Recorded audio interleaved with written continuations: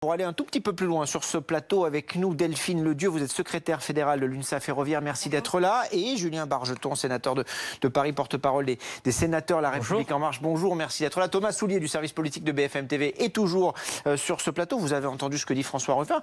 Finalement, les régimes spéciaux, ils sont toujours là, ils ne disparaissent pas. Si on commence à négocier avec les policiers, qu'on leur accorde ce qu'ils demandent, si l'on négocie avec les enseignants, ce qui est en train d'être fait en ce moment par Jean-Michel Blanquer, qu'est-ce qui change? Non, le Premier ministre l'a dit très clairement, le régime de l'universalité est venu et le temps des régimes spéciaux est terminé.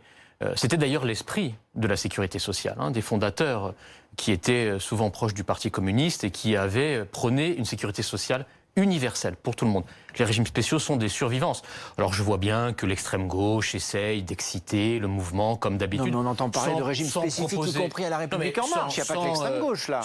Non mais les régimes spécifiques, si vous voulez, les grèves se déroulent à la SNCF et à la RATP parce que des gens veulent défendre leur régime spécifique et bloque l'Île-de-France. Donc il y a un droit à la grève, il y a un droit de manifester dans ce pays, mais il n'y a pas non plus un droit de blocage. Les Franciliens, les Parisiens sont éreintés, ils sont épuisés, les petits commerces commencent à souffrir. Donc on a le droit de faire grève dans ce pays, c'est constitutionnel.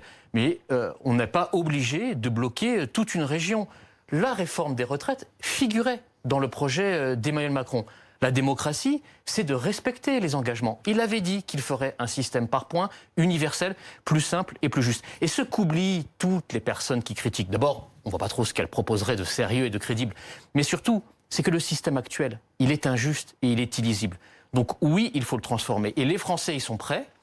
Il y a des sondages que vous avez d'ailleurs vous-même commandé, un sondage Elab, qui montre que sur plusieurs points de la réforme, et en fait l'essentiel des points, les Français la soutiennent et il y a une situation de paralysie provoquée par la grève des conducteurs dans deux sociétés. Bonjour Thomas Toussaint, merci d'être avec nous. Vous êtes délégué national UNSA Police.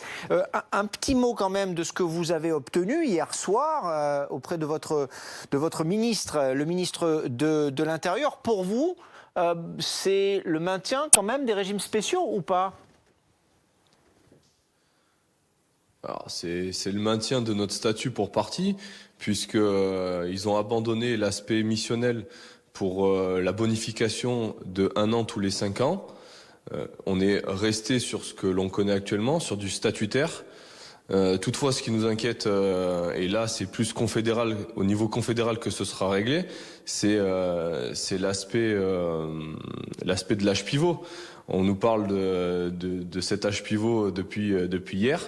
Et il n'est pas concevable que, une fois de plus, on puisse partir encore à 2 ans plus tard pour pouvoir avoir le même niveau de cotisation, le même niveau de pension de retraite. Pardon Thomas Toussaint, on avait l'impression depuis ce matin, en tout cas depuis hier soir même, que tout était réglé avec la police, entre la police et le ministère de l'Intérieur. Ce n'est pas le cas ? Écoutez, c'est réglé pour partie. Maintenant, notre mouvement, il est pour le moment juste suspendu. On attend du factuel de la part du ministère de l'Intérieur qui doit nous envoyer un courrier reprenant ce qui s'est dit hier lors de la réunion. Tant qu'on n'a pas ce courrier-là, on ne sera pas rassuré. Et comme j'ai pu vous le dire, on est quand même pas content sur cette partie d'âge pivot qui représente 2 ans de travail supplémentaire pour un fonctionnaire de police, même j'ai envie de dire pour les Français. Donc c'est pas concevable qu'on nous sorte des choses au fil de l'eau, alors que cette réforme des retraites, elle n'est même pas encore commencée. Merci Thomas Toussaint, merci d'avoir répondu en direct ce matin à nos questions dans le live BFM. Delphine Ledieu, vous, je vous le rappelle, vous êtes, je vous le rappelle pas à vous, évidemment, vous le savez, secrétaire fédéral de l'UNSA Ferroviaire. Vous allez bloquer, là, pendant les trêves, bloquer les gares, les trains, tout ça. Est-ce que les Français vont pouvoir voyager ? Pour le moment, je ne peux pas vous répondre. Mais personne ne peut nous répondre, c'est incroyable ça quand même. Jusqu'au 25 décembre, nous sommes le 13, jusqu'au 25 décembre, il reste 12 jours, il peut se passer beaucoup de choses. Alors, je vais vous demander de compléter ma phrase. Vous bloquez si ? On bloque si on n'a pas d'avancée, si on est toujours dans un gouvernement qui stigmatise le cheminot statut, qui essaie de diviser même au sein des cheminots les salariés entre eux. Les cheminots ne sont pas idiots, ils ont bien compris la stratégie du Premier ministre, les impactés, les non impactés. on continue le combat, tout au moins jusqu'au 17, donc jusqu'au 17 décembre. Ensuite, je vous le dis, il reste 12 jours jusqu'à Noël. Ce matin, on a peut-être eu un petit signe d'ouverture qu'on attendait quand même depuis le début de la grève. Aucune nouvelle du gouvernement. Notre secrétaire général, Didier Matisse, a enfin reçu un coup de téléphone du secrétaire d'État au transport, M. Djebari. Donc, jusque maintenant, depuis 3 mois... Qu'est-ce qu'ils se sont dit, Jean-Baptiste Djebari et Didier Matisse? On est toujours en négociation. Vous voulez pas nous le dire? Là, vous regardez votre feuille, là, c'est mauvais signe pour moi. La négociation est toujours en cours. Donc, c'est pour ça que je vous dis, jusqu'au 25, il reste 12 jours. On est toujours dans la négociation. On espère que le dialogue va reprendre, ce qui n'est plus le cas, ce qui n'était plus le cas depuis des semaines. Depuis 3 mois, je vais prendre une image qui va parler à beaucoup de monde. Depuis 3 mois, on a l'impression d'être... Vous connaissez le sketch du rond-point de Raymond DeVos? Ah, pas celui-là, non. Et pourtant, c'est ma génération. Le sketch du rond-point de Raymond DeVos. C'était l'an dernier, les ronds-points. On tourne en rond, on tourne en rond, on tourne en rond, sans fin. Il y a des sens interdits partout. Peut-être que ce matin, grâce au coup de téléphone de M. Djebari à notre secrétaire général... Vous faites du teasing, on a envie d'en savoir plus. Qu'est-ce qui s'est dit? Dites-le nous, là. Non, vous voulez pas nous le dire? Pour le moment, les négociations cette méthode, en tout cas... Pour le moment, les négociations continuent et nous, on est toujours sur nos revendications. Donc ça parle, ça concerte. Bon, ça c'est une bonne nouvelle en tout cas pour tout le monde et pour ceux qui prennent le train ou qui ont l'intention de prendre le train pendant les fêtes de Noël. Juste une petite question toute simple. Quand vous voyez que le gouvernement a réussi à trouver, apparemment, un accord avec la police, vous vous dites chouette, ça va peut-être être le cas pour nous aussi, ou c'est un coup bas parce qu'avec cette stratégie, le gouvernement morcelle un peu la contestation? Alors, si vous voulez me faire jouer, me faire jouer le rôle... Moi, je ne veux pas vous faire jouer le rôle du tout, je vous pose des questions. De jalousie par rapport à nos confrères policiers, je ne rentrerai pas dans ce jeu-là. J'ai envie de dire tant mieux pour eux. Maintenant, nous défendons notre régime. Moi, il y a 25 ans, j'ai signé un contrat moral et social avec la SNCF. Je devais partir à 55 ans à la retraite, c'est mort. Aujourd'hui, avec les 3 réformes successives qu'on a déjà subies, 2008, 2010, 2014, si je veux une retraite à taux plein, aujourd'hui, je suis obligée de partir à 62 ans.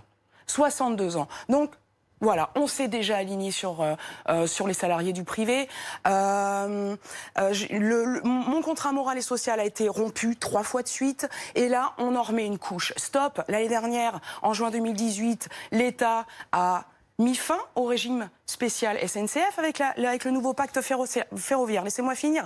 À partir du 1er janvier 2020, il n'y a plus d'embauche au statut. C'est terminé. Je suis une espèce en voie d'extinction. Laissez-nous tranquilles. Mais si. Julien Bargeton, c'est la réforme de trop et il y a rupture de contrat, c'est ce que dit madame. Bien sûr. C'est la réforme fondamentale, c'est la réforme de notre pacte social. Et d'ailleurs, il serait irresponsable qu'il y ait une grève à Noël. C'est la question que se posent les Français. Y aura-t-il de la grève à Noël? Et ce serait dommageable pour notre économie, pour les travailleurs. Moi, à Paris, ça dépend les gens m'en parlent tous les jours. Ils me disent que c'est la galère.